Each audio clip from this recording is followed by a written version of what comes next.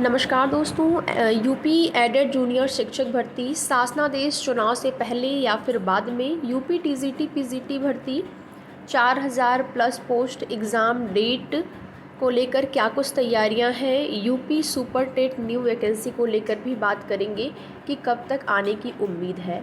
तो ये यूपी में शिक्षक भर्तियों से संबंधित जो भी लेटेस्ट अपडेट है उससे आप सभी को अवगत कराएंगे। वीडियो में लास्ट तक बने रहें। साथ ही साथ एक छोटा सा निवेदन आप सभी से, अगर चैनल पर नए हैं तो चैनल को सब्सक्राइब करके वीडियो पसंद आए तो लाइक शेयर भी ज़रूर करें। तो सबसे पहले यहाँ पर बात करेंगे एक भर्ती प्रक्रिया जो कि आपकी परीक्षा रिज़ल्ट सब कुछ हो गया है, लेकिन अंतिम चरण में ही आप समझेंगे इस भर्ती को, क्योंकि केवल अब जो है शासनादेश जारी होकर मेरिट वगैरह बनना है।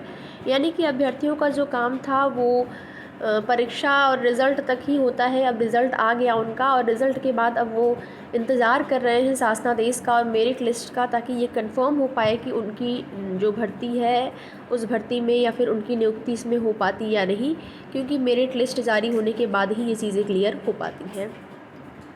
तो एडेड जूनियर शिक्षक भर्ती में यहाँ पर अभी तक की जो भी स्थिति है उसके आधार पर ये चीज़ें क्लियर हो पा रही हैं कि शासनादेश जो है वो चुनाव के बाद ही आने की उम्मीद है। उससे पहले तो अब बिल्कुल भी चांस नहीं है कि आएगा। और आचार संहिता लगने से पहले अभ्यर्थियों ने जब धरना प्रदर्शन किया था तो वहाँ पर भी अधिकारियों ने ये आश्वासन दिया था कि और सारी चीज़ें आपकी जो है आचार संहिता में चलती रहेंगी, लेकिन आपकी जो भर्ती प्रक्रिया है वो चुनाव के बाद कंप्लीट होगी।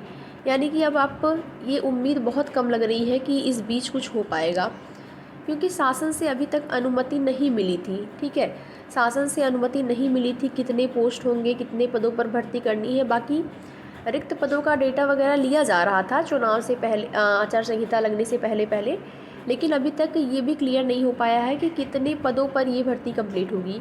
यानी कि पद को लेकर अभी तक शासन से हरी झंडी नहीं मिली थी, और जब अब आचार संहिता लग गई है तो इस टाइम तो शासन से मिलेगा कि नहीं ये कह पाना बहुत ही मुश्किल है। तो चुनाव के बाद ही उम्मीद है। हाँ, उससे पहले देखिए, एडेड जूनियर शिक्षक भर्ती में जितने भी अभ्यर्थी सम्मिलित हुए होंगे, उम्मीद करते हैं कि उन सभी अभ्यर्थियों ने लगभग आप मान के चलिए 80% तो मान के चलिए ही कि टीजीटी पीजीटी में ही भी उन्होंने आवेदन किया होगा।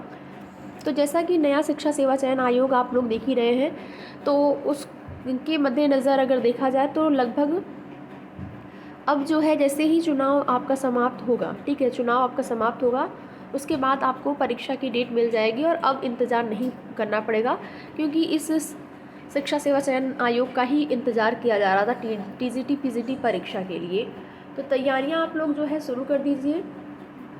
बाकी शिक्षा सेवा चयन आयोग की तरफ से भी तैयारी जो है वो आपको बहुत जल्द ही देखने को मिलेगी। परीक्षा तिथि देखिए, डेट जो है आपकी हो सकता है कि इन चुनाव आचार संहिता में न जारी हो, बट ये है कि जैसे ही आचार संहिता आपकी समाप्त होगी वैसे ही आपकी डेट जारी हो जाएगी।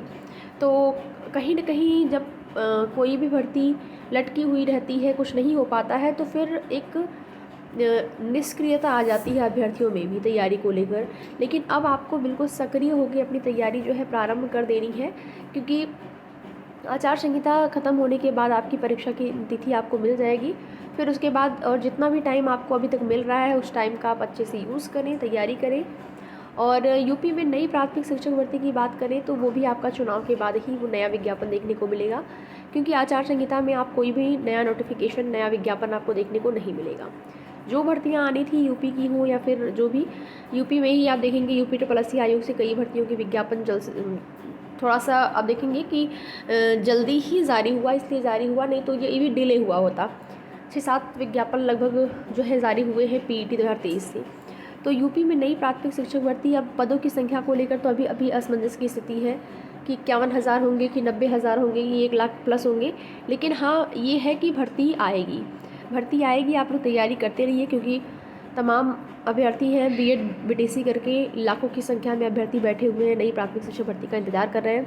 बाकी बिहार में आप देखेंगे ही TRE 3.0 वैकेंसी किस प्रकार से पेपर लीक का मैटर सामने आया, और उसमें भी पेपर लीक होने के बाद परीक्षा स्थगित कर दी गई। अब नई डेट को लेकर एक बड़ा असमंजस की स्थिति है, कब तक होगी। कोई बता रहा है 5, कोई 10 अप्रैल, या फिर चुनाव के बाद, तो एक असमंजस की स्थिति है। वैसे लग रहा है कि चुनाव के बाद ही होगा, पहले की संभावना तो बिल्कुल भी नहीं लग रही है।